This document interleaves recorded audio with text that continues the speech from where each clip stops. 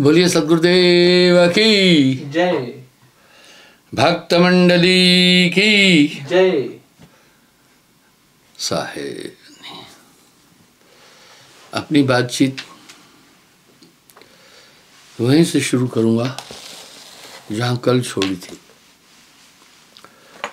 अगर एक पक्षी पिंजरे में है, उसके अंदर उड़ान भरने की क्षमता है, उड़ नहीं सकता है। बहुत अच्छे धावक की दोनों टांगे बांध दे, दौड़ नहीं पाएगा, वो बस मचलता रह जाएगा। इस प्रकार से आत्मा बंधी है। जो अध्यात्म जगत की सफ़र है, ये कपोल कल्पित बातें नहीं है। मैंने बहुत से महात्माओं की वाणी का उल्लेख किया है। दरअसल जब तक आत्मा इस काया में है, तब तक वो बंधी है। कैसे बंधी है आप खुद देखिएगा। आज्ञा चक्र में आत्मा का वास है। वो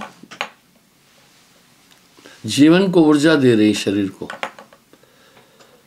शरीर की ऊर्जा प्राण है। 5 प्राण, 5 उप प्राण, 10 प्राणों पर मैं अक्सर बातचीत करता हूँ। और वहीं ये प्राणों में खुद मिल गई। आत्मा प्राणों से बहुत प्यार करती है। अगर किसी का गला दबाओ, नाक 1 मिनट में छटपटा जाएगा, वो छुड़ाना चाहेगा। वेद में भी एक शब्द है, प्राणेन धरित जीवेषु। आत्मा जब प्राणों को धारण कर लिया, प्राणों में समा गई। वाह! अगर आत्मा इस शरीर में है तो कुछ सूत्र तो है ना। क्या सूत्र है? कैसे निकले आत्मा? आत्मा शरीर में है, जड़ चेतन है। ग्रंथ पड़ गई, यतप मिथ्या छूटत कटने, निसंदेह। आखिर प्राणों में क्यों समा गई आत्मा? कैसे समा गई? ठीक वैसे ही जैसे जो दृश्य आप देख रहे हैं, आप उसका रूप हो जाते हैं। आप जो शब्द सुनते हैं, उसका आप पर प्रभाव पड़ा। आत्मा प्राणों में समा गई। ये प्राण नाभि चक्र में जाकर इनके 10 रूप हो जाते हैं। अपान, समान, उदान, प्राण, सर्वतन ज्ञान, देवदत्त, किरकिल, नाग, धनंजय, सबल। ये 10 वायु इस शरीर को चलाती है। जहां जहां वायु पहुंची वहां आत्मा है। एक अच्छी बात है, ठोस मान्यता है हम सबकी कि आत्मा शरीर का संचालन करती है। अगर संचालन कर रही है तो कुछ ना कुछ विधि तो होगी ना।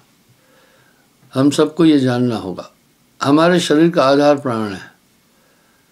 प्राणों का आवर्तन परावर्तन आत्म एक दिव्य चेतना है। अगर आप एकांत में बैठ करके देखेंगे, प्राणों का आवर्तन परावर्तन खुद नहीं हो रहा है, एक चेतन सत्ता कर रही है। अब रोम रोम में समा गई। देखा कैसे ऊर्जा दे दी गई इस शरीर को आत्मा ने। अपान का काम है मल मूत्र को उत्सर्ग करना, और उदान का काम है, ये अपान वायु गुदा स्थान पर रहती है। उदान का काम है अपान को ऊपर नहीं चढ़ने देना। अपान वायु, इसको भंगिन भी कहते हैं, ये कोठा साफ करती है। अगर अपान वायु ऊपर चल गई, हृदय पर पहुंची, तो हृदय में हार्ट अटैक के चांस बनते हैं। हार्ट अटैक के 2 ही कॉज है। पहला ब्लॉकेज है, दूसरा गैस है। तो तीसरा है प्राण वायु। ये मुख्य वायु है, ये हृदय में है। आप देख रहे हैं आपका हार्ट हमेशा बीट कर रहा है। इससे क्या है, रक्त मस्तिष्क तक भी जा रहा है। पिचकारी वाला सिस्टम है। ये हृदय धड़कना बंद कर दे, काम खत्म है 30 सेकंड में। हृदय की धक धक प्राणों से है, प्राणवायु है। इसलिए जब भी कोई शरीर छोड़ देता है तो कहते हैं, हम लोग नहीं कहते हैं कि इसके प्राणों को यमराज ले गए, कह रहे हैं हम सब। इस प्रकार चौथी वायु धनंजय है। ये वायु बल लगाने में काम आती है। पांचवी वायु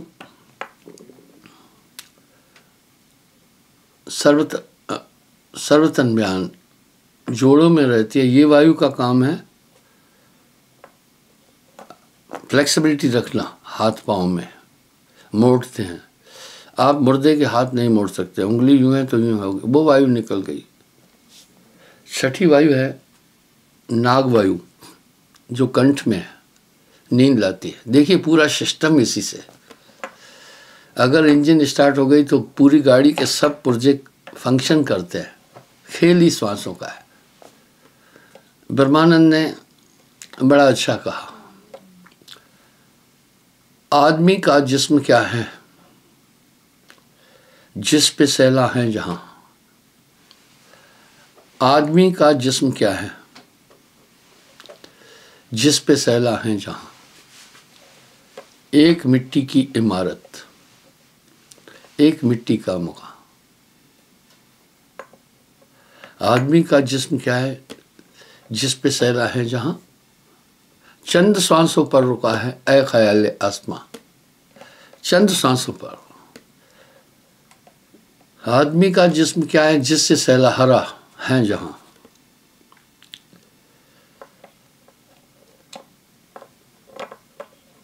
श्वास के बिना शरीर तो मिट्टी का ढेर है।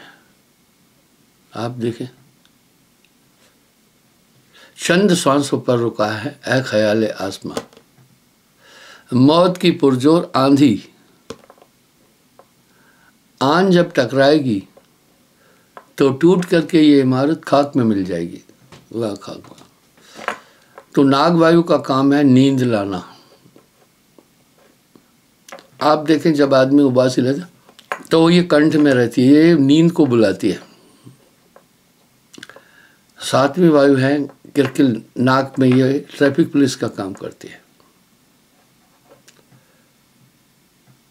आठवीं वायु है देवदत्त,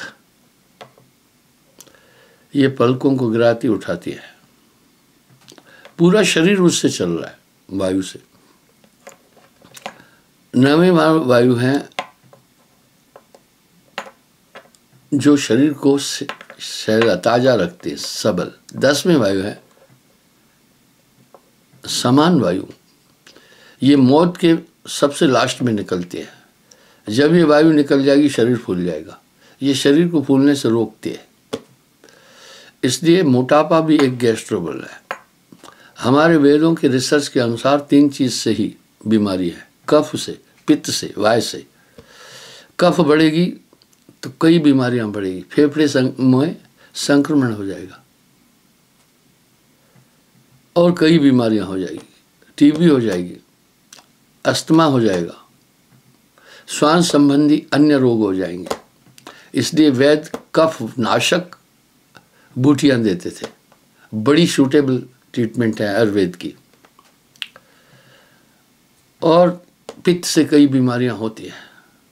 पित्त अधिक हो जाएगा, अकुलाहट होगी, ब्लड प्रेशर बढ़ जाएगा, भूख नहीं लगेगी, खाया हुआ अन्न हजम नहीं होगा, अन्य कई किस्म की बीमारियां पित्त से होगी। इसलिए जिसके शरीर में पित्त अधिक है, पित्त नाशक उसको दवा देते हैं और खटाई के लिए उसको मना करते हैं।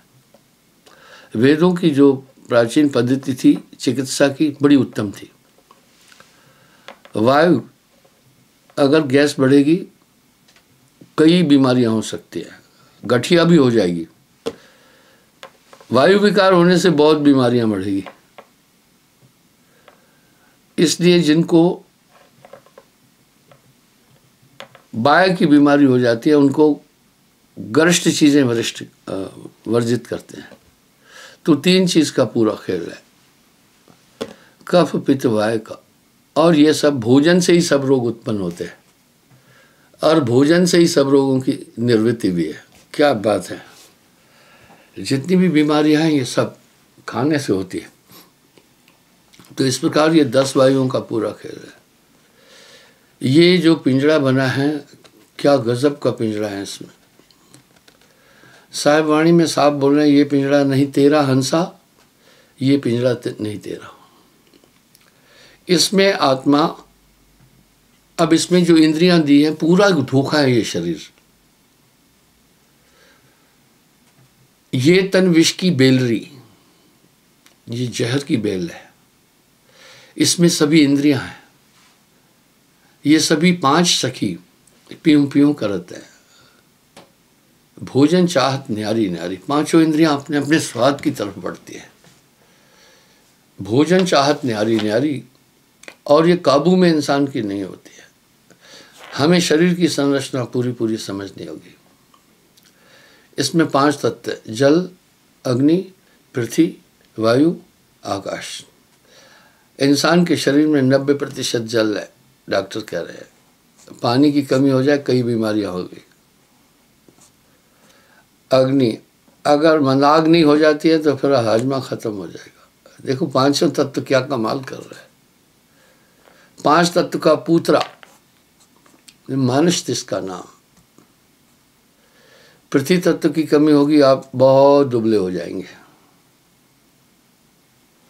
वायु की कमी हो गई तो बढ़ भी गई तभी भी नुकसान होगा। ये तत्व के रोधक, बाधक और सहायक भी है। खेल कितना गजब का है। इस तरह आकाश तत्व, इनकी 5 प्रकृतियां हैं। जल तत्व से रक्त, पसीना, मूत्र, थूक और वीर्य। देख लिया। इसलिए जब बीर्ज की अधिक मात्रा होती है तो काम सताता है। ये पूरे biological needs of the body. हमारी आत्मा का इनसे कोई संबंध नहीं है। बंधुओं, वायु तत्व से सुकड़ना, पसरना, बोलना, सुनना, बल लगाना, पूरा खेल यही है। मैकेनिक पूरी बॉडी के गाड़ी के पूरे इंजन का ज्ञान रखता है। ड्राइवर गाड़ी चलाता है उम्र भर, लेकिन उतना उसको टेक्निकली पूरी इंजन का इल्म नहीं होता है। वो मैकेनिक के पास पहुंचता है। अहंकार से काम, क्रोध, लोभ, मोह, अहंकार की उत्पत्ति होती है आकाश तत्व से। देखिए ये सभी अंदर है। ये सब बखेड़ा माया भी है। इसलिए इंसान कह रहा है कि भाई मन माया के बीच में हम फंसे हैं। तकिया कलाम की तरह ये बोल तो रहा है, लेकिन इसके अंदर गहराई से नहीं जाता। फिर इन सब का संचालन कौन कर रहा है? इन सब का संचालन मन करता है। अब यहाँ साहब क्या कह रहे हैं? मन करता है यह देह समाना, मन करता है, इनका संचालन करता है मन।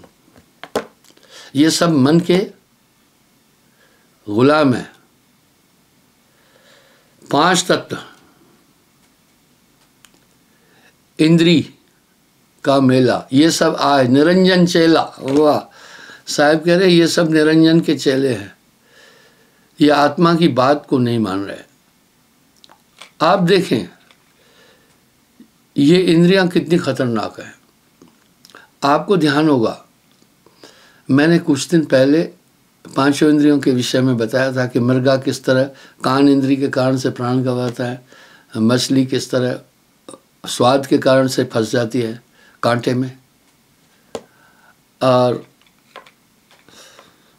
भौरा किस तरह सुगंध के कारण कमल के फूल संपुट बंद हो जाता है, मर जाता है उसमें। हाथी किस तरह सेक्स के कारण काबू में आ जाता है। मैंने विस्तार पूर्वक बताया था। तो ये इन सब का संचालन फिर अलग अलग कर रहे हैं। काया को अच्छी तरह समझना है। इसमें फिर 14 देव रहते हैं जो इनको संचालित करते हैं। आप देखते हैं बिजली विभाग के कर्मचारी पूरी बिजली को कंट्रोल करते हैं। इस तरह उपेंद्र पैर में, यम गुदा में, प्रजापति ब्रह्मा शिशिर इंद्री पर, वासुदेव कृष्ण अपना विष्णु जी नाभि चक्र पर, और हृदय पर शिवा। इसी तरह कंठ में आदि शक्ति, नासिका में अश्विनी कुमार, आंखों में सूर्य और चंद्रमा, कान में दिशा जी, स्किन पर वरुण, ये सब, और मन पर चंद्रमा, बुद्धि पर ब्रह्मा, चित्त पर वासुदेव, अहंकार पर शिव।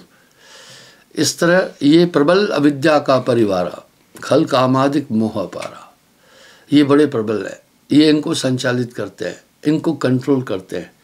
इसलिए देखिए वैसा है, बरसात नहीं होती तो इंद्रदेव को नहीं लोग आहत करते हैं कि महाराज बरखा गिराओ नहीं तो अनाज पैदा नहीं होगा। इन पर इसी को गोस्वामी जी क्या कह रहे हैं, इंद्री द्वार झरोखा नाना, तह देवा कर बैठे थाना। थान का मतलब है उनका स्थान है।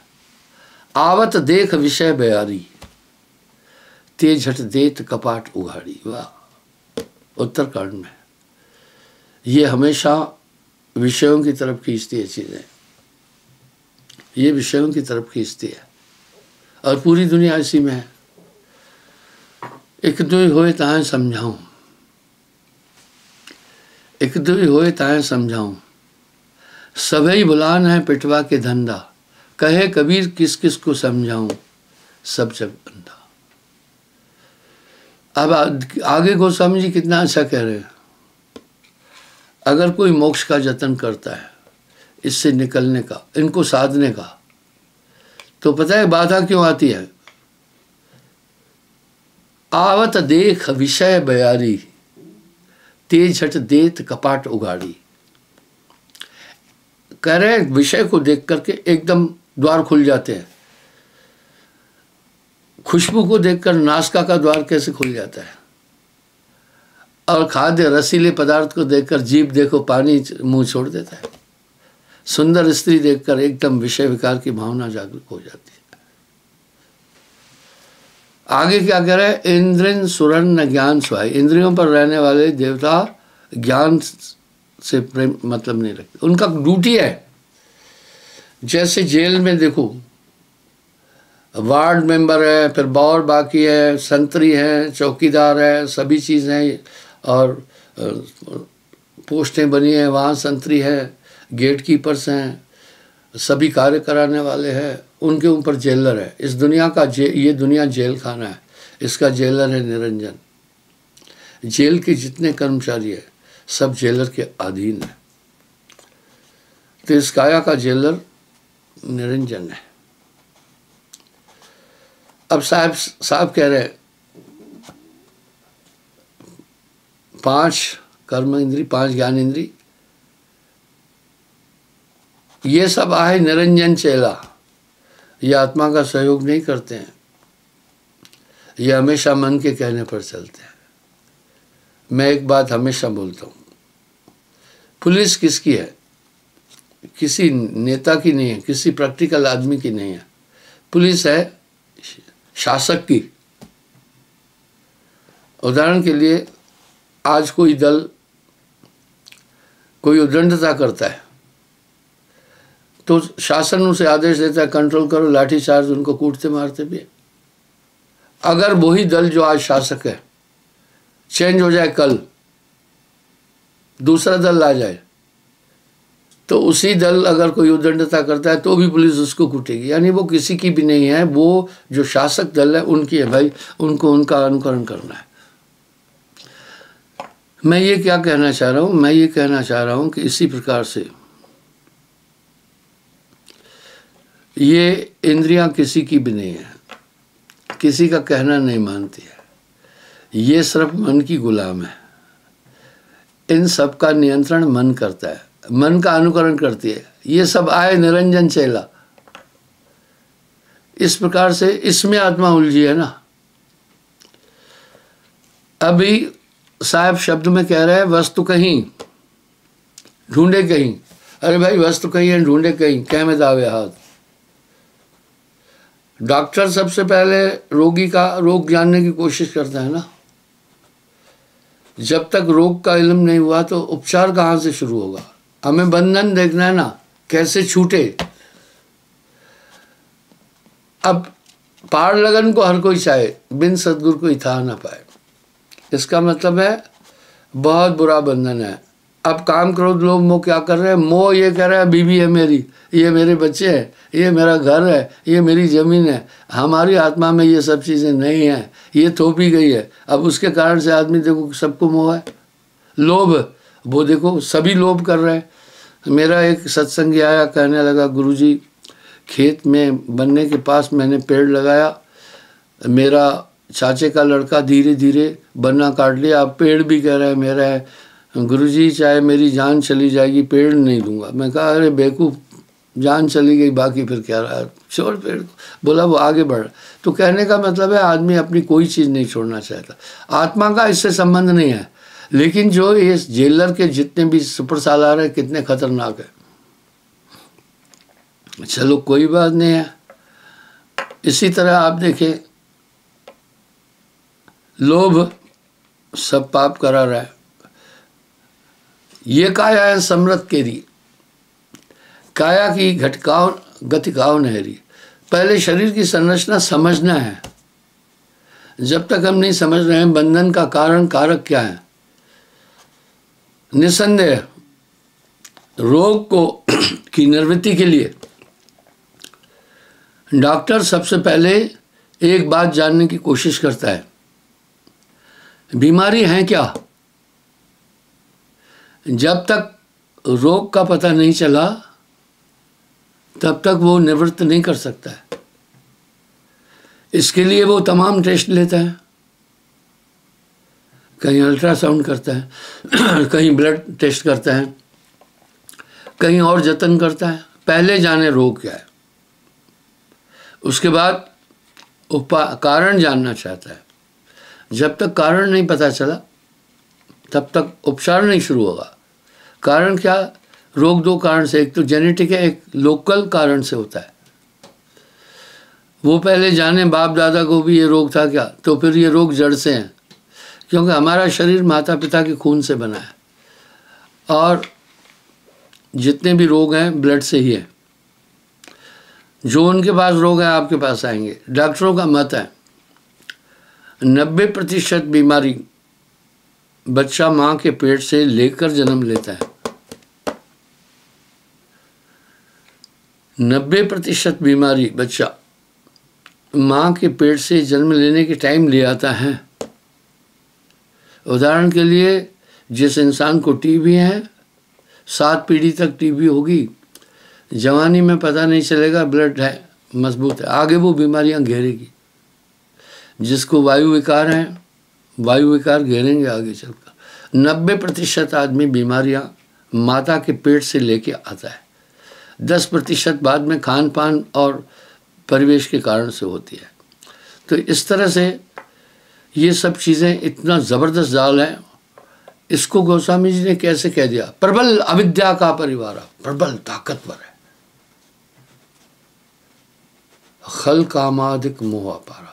और इसी काम क्रोध लोभ मोह अहंकार से बड़ी बीमारियां उत्पन्न हो जाती है। जो ज़्यादा क्रोध करेगा आप देखना, ज़्यादा हाइपर हो जाएगा, उसको ब्लड प्रेशर हो जाएगा, हार्ट की बीमारियां हो जाएगी, मस्तिष्क के विकार आ जाएंगे। और जो अधिक काम आतुर है उसको टीबी हो जाएगी, अस्थमा हो जाएगी, श्वास संबंधी रोग हो जाएंगे, शरीर में वीकनेस आ जाएगी, लोभ से तमाम खुजली की बीमारियां, स्किन की बीमारियां, बाकी ये सब चीज़ें आ जाएगी। इस तरह मोह से कई रोग उत्पन्न हो जाते हैं। मोह सकल व्याधिन को मूला, तासे उपजत भावित सुला। तो रोग यहीं ऐसे उत्पन्न हुए। तो ये डॉक्टर पहले जानना चाहता है रोग क्या है, क्या कारण है रोग का, इसको फिर कैसे उपचार करें। इसी तरह से पहले हमें बंधन का कारण कारक सब जानना होगा। ऐसे बाहर भटकने से काम नहीं बनेगा। पलट वजूद में अजब विश्राम है मौजूद तो समझ आए। अब यहाँ साहब क्या कह रहे हैं, वस्तु कहीं ढूंढे कहीं, कहमत आवे हाथ, कहे कबीर भेद ही लिया पल में देत लखात। तो घर की सफाई, अब होता क्या, एक है साधे सब सधे, सब साधे एक जाए। जब नाम की ताकत आ जाती है तो पहले ये मन पर कंट्रोल करती है। जड़ पर अगर आपने कुछ किया ना तो पूरे पेड़ पर वो एक्शन हो जाएगा। तो वो नाम की ताकत क्या करती है, सबसे नाम बिना सब्बित सोहिना। आप कह रहे हैं आप नाम का महात्म समझे, एक औषध है, सकल रोग की औषध नाम। वाह, और नाम एक औषध है, सत्य नाम निज औषधि। वाह, साहब कह रहे हैं सत्य नाम निज औषधि, सदगुरु दई बताए, औषध ले रूपत रहे उसकी वेदन जाए।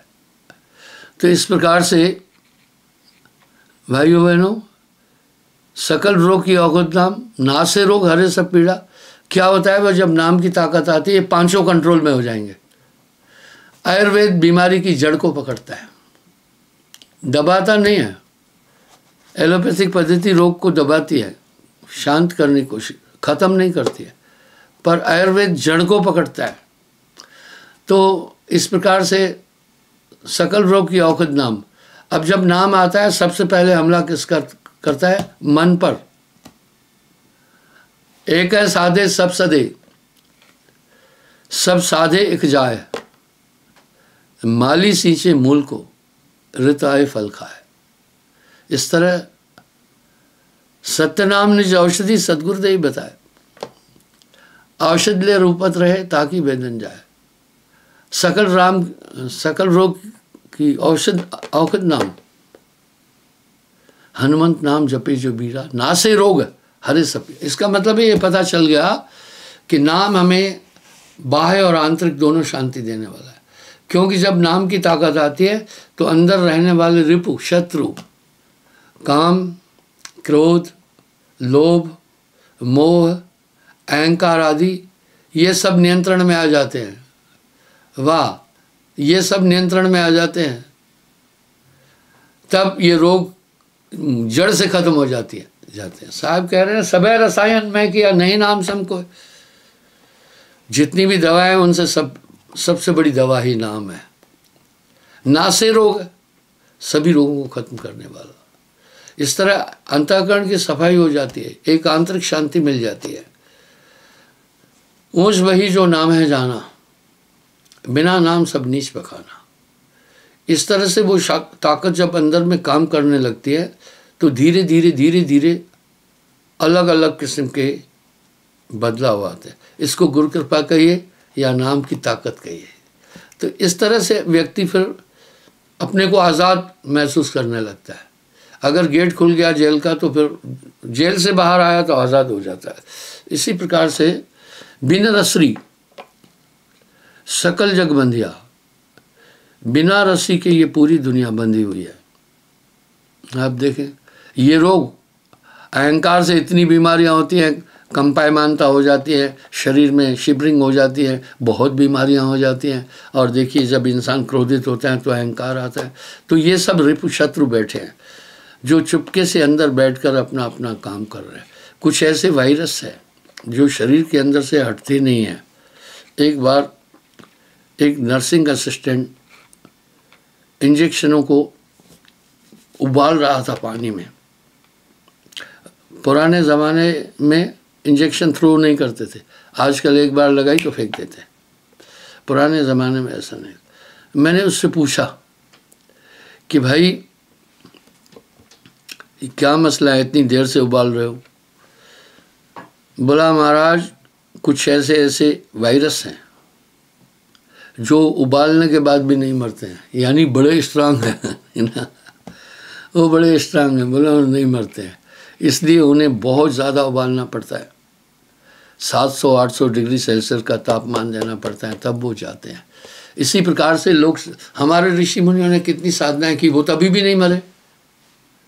काम क्रोध ने उनको तभी भी नहीं छोड़ा। क्या हम उनके निंदक हैं क्या? नहीं।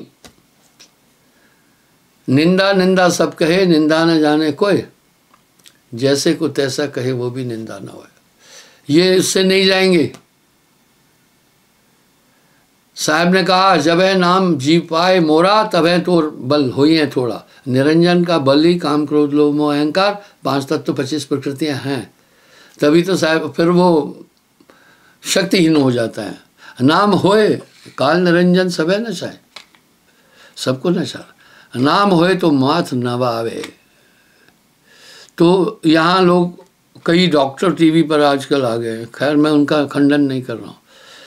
पहले जितने भी चैनल थे भक्ति चैनल, उसमें भीड़ थी बड़ी। मैंने एक चैनल को बोला, नाम नहीं लूँगा, कि 18 मिनट का एपिसोड होता है, 20 मिनट का 10 लाख रुपए मांगा। मैं कहा भाई ये बहुत ज़्यादा है, हमारे पास गरीब संगत है। नहीं दिया एपिसोड मेरा, कई शर्तें रखी। बाद में जब कुछ महान भाव उनके कुकृत सामने आए तो लोगों का गुरुत्व और भक्ति से रुझान कम हो गया। वही चैनल मुझे ऑफर दिया 5 लाख में हम आपका प्रोग्राम चलाएंगे। तो अभी जब वहाँ मार्केट ठंडा है तो आप देखना कई वैद्य, कई डॉक्टर भक्ति चैनलों पर आ गए। मैं किसी का खंडन नहीं कर रहा हूँ, क्योंकि उन्होंने जब चैनल खोले थे तो कुछ ना कुछ चला नहीं था। इसी प्रकार आप देखते हैं कई पद्धतियाँ हैं। ये आजकल मेडिकल साइट एक बहुत बड़ी बिजनेस हो गई है। पहले डॉक्टर के पास जब मरीज जाता था तो डॉक्टर कहता था एक दुखियारा आ गया है, आज वो कहता है कस्टमर आया है। आज कस्टमर हो गया वो। इस तरह ये रोग नाम के, जहाँ नाम तय कालगत नहीं, ये रोग नाम की ताकत से खत्म हो जाता है। शास्त्र हमारे गवाही दे रहे हैं, टेक्निकल पॉइंट भी है, क्योंकि काम, क्रोध, लोभ, मोह, अहंकार ही रोगों के प्रवर्तक है, इनसे ही उत्पत्ति होते हैं। ये नाम के बाद सभी कंट्रोल हो जाते हैं। जहाँ काम तह नाम नहीं, जहाँ नाम नहीं काम, कहे कबीर कैसे रहे रव रजनी के ठाम। क्षमा चाहता हूँ, मैं कल पुनः हाजिर हो जाऊँगा साहिब।